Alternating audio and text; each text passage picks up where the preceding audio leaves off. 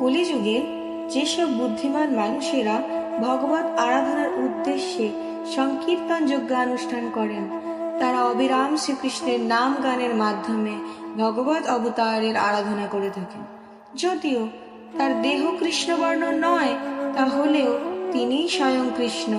তার সঙ্গে পার্শ্বদ রূপে রয়েছেন তার অন্তরঙ্গ সঙ্গীরা, সেবকগণ, অস্ত্র এবং সহযোগীবৃন্দ। আজ থেকে প্রায় 500 বছর আগে শ্রী গৌরমণ্ডল ভূমিতে অবতীর্ণ হয়েছিলেন এক সুবর্ণ অবতার, যিনি পরমেশ্বর ভগবান শ্রীকৃষ্ণের থেকে অভিন্ন।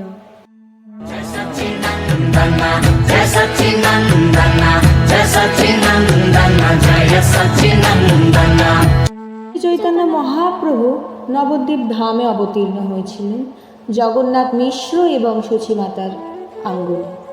তিনি তার 24 বছরের গৃহী জীবন নবদ্বীপ ধামে কাটান। বাকি 24 বছর তিনি হরিনাম সংকীর্তন প্রচার করলেন।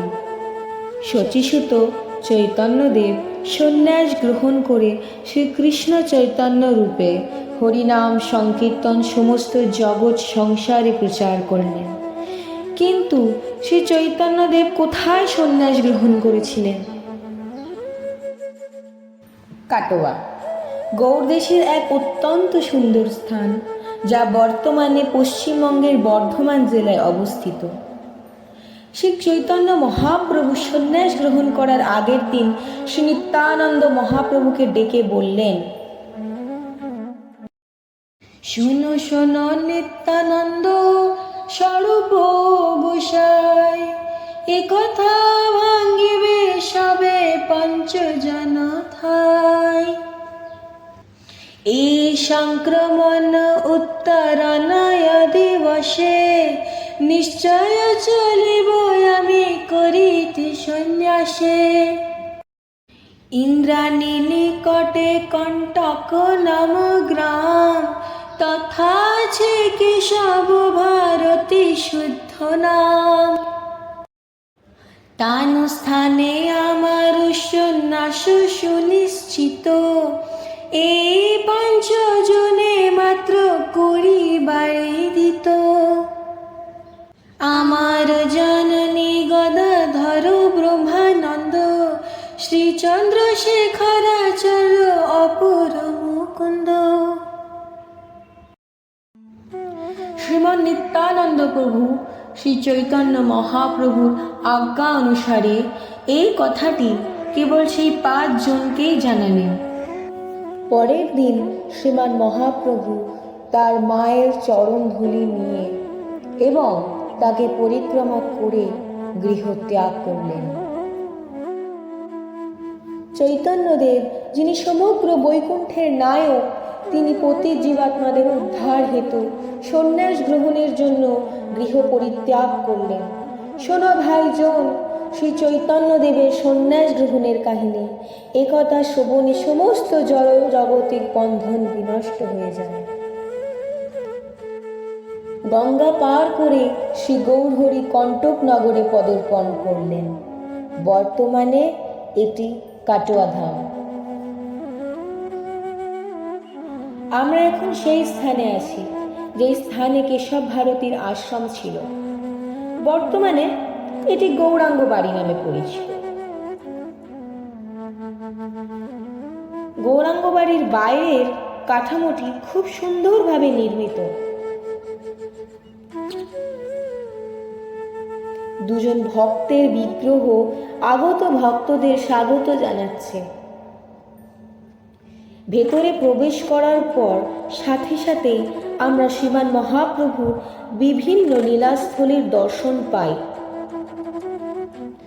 চলুন যাওয়া যাক সেই বৃক্ষটির পাশে, যার নিচে বসে শ্রীমান মহাপ্রভু তেনার মস্তক মুণ্ডন করেছিলেন।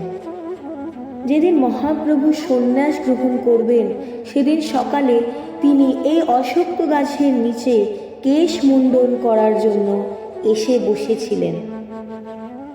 এই হচ্ছে সেই বৃক্ষ যার নিচে শ্রীমান মহাপ্রভু কেশ মুণ্ডন করেছিলেন মধু নাপিতের কাছ থেকে। শ্রী চৈতন্য ভাগবতে উল্লেখ আছে যে মহাপ্রভুর কেশ এতই সুন্দর ছিল যে নাপিত তার কেশ মুন্ডন করতে প্রত্যাখ্যান করে দিয়েছিলেন। নাপিত মহাপ্রভুর কেশকে স্পর্শ করার আগেই ক্রন্দন করতে আরম্ভ করছিলেন। নিত্যানন্দ প্রভু সহিত সমস্ত ভক্তগণ লুটিয়ে পড়ে কাঁদতে আরম্ভ করলেন। একজন মহিলা বলে উঠলেন, কে এই সন্ন্যাসীর বিধি বানিয়েছে? এই বলে সমস্ত মহিলারা ক্রন্দন করলেন। শ্রী চৈতন্য মহাপ্রভু এমন করুণা প্রকাশ করেছিলেন যে শুকনো কাঠ পাথরও গলে গিয়েছিল। শেষ পর্যন্ত দিব্য উন্মাদনার মধ্যে দিয়ে শ্রী চৈতন্য মহাপ্রভু নিজের মস্তক মুন্ডন করলেন। তৎপশ্চাৎ সমগ্র ব্রহ্মাণ্ডের অধিকর্তা গঙ্গা স্নান সেরে সন্ন্যাসের জন্য বসলেন। এই বৃক্ষের নিচে সেই 5 জন ব্যক্তির নাম লিখিত আছে যারা নবদ্বীপ থেকে এসে মহাপ্রভু সন্ন্যাসের সাক্ষী ছিলেন। তারা ছিলেন মুকুন্দ দত্ত, গদাধর পণ্ডিত, চন্দ্রশেখর আচার্য, নিত্যানন্দ প্রভু এবং ব্রহ্মানন্দ ভারতী। এটি হচ্ছে মহাপ্রভু এবং নিত্যানন্দ মহাপ্রভুর পার্ষদ শ্রী গদাধর দাসের পূর্ণ সমাধি, যিনি কাটোয়ার মন্দিরটি প্রতিষ্ঠা করেছিলেন। মহাপ্রভুর কেশের সমাধিও এই স্থানে রয়েছে। এখন আমরা যাচ্ছি সেই স্থানে যেখানে মহাপ্রভু সন্ন্যাস গ্রহণ করেছিলেন। মহাপ্রভু সন্ন্যাস নেওয়ার আগে কেশব ভারতী তার সন্ন্যাস নেওয়ার কারণ প্রকাশ করেছিলেন। তবে তুমি লোকশিক্ষা নিমিত্ত কারণে করিবা বারে গুরু হেন লয় মনে। কেশব ভারতী ছিলেন শঙ্করাচার্য সম্প্রদায় একজন একদণ্ড সন্ন্যাসী। এটি হচ্ছে শ্রী চৈতন্য মহাপ্রভুর গুরু শ্রী কেশব ভারতীর সম্পূর্ণ সমাধি। শ্রী চৈতন্য মহাপ্রভু তার থেকে সন্ন্যাস দীক্ষা গ্রহণ করেছিলেন, কারণ বৈষ্ণব গুরুর থেকে সন্ন্যাস নেওয়া তখন সঠিক সন্ন্যাস বলে মান্য করা হতো না। তো শুধুমাত্র সংকীর্তন আন্দোলনের প্রচার হেতু শ্রী চৈতন্য মহাপ্রভু এই সমাজের নিয়ম নীতিগুলি পালন করেছিলেন।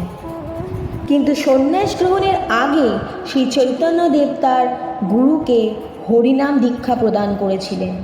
শ্রী চৈতন্য ভাগবতে বর্ণিত রয়েছে যে প্রভু কহে স্বপ্নে মুড়ে কোনো মহাজন কর্ণে সন্ন্যাসের মন্ত্র করিল কথন, বুঝো দেখি তাহা তুমি কিবার হও নহে, এত বলি প্রভু তার কর্ণে মন্ত্র কহে।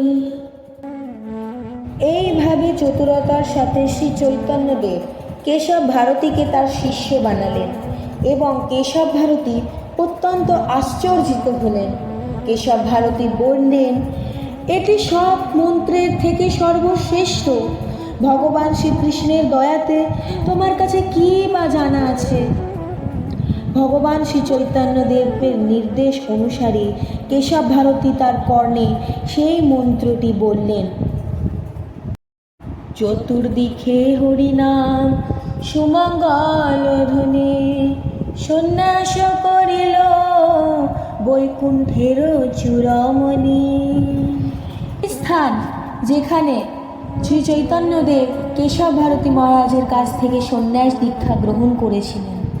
আপনারা দেখতে পাচ্ছেন শ্রী চৈতন্যদেবের চরণ চিহ্ন ডান দিকে এবং কেশব ভারতীর মহারাজের চরণ চিহ্ন বাম দিকে।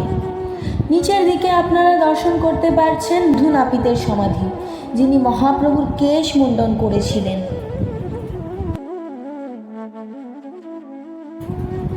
চৈতন্য মহাপ্রভুকে দীক্ষা প্রদান করার পর কেশব ভারতী মহারাজ ভাবছেন যে তিনি মহাপ্রভুকে কি নাম দেবেন।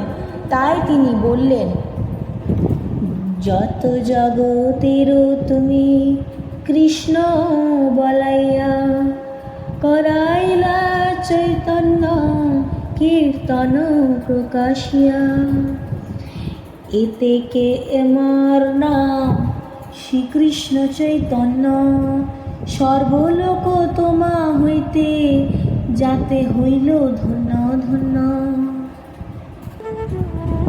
শ্রী চৈতন্য ভাগবতে আরও বর্ণিত আছে যে এই মতে মধ্যখণ্ডে প্রভুর সন্ন্যাথা শুনিলে হয় চৈতন্যের উদাস।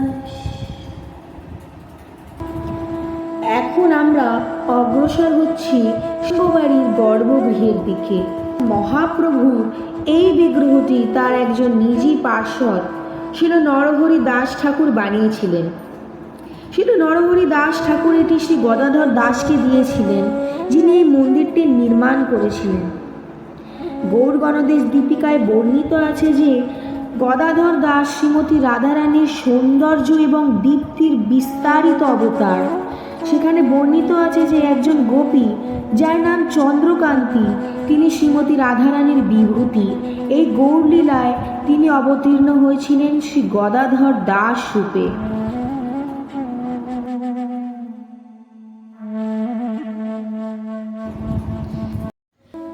আমি সমস্ত ভক্তদের অনুরোধ করছি কি তারা যেন জীবনে অন্তত একবার এই সুন্দর শ্রীপাঠটির দর্শন করতে আসে।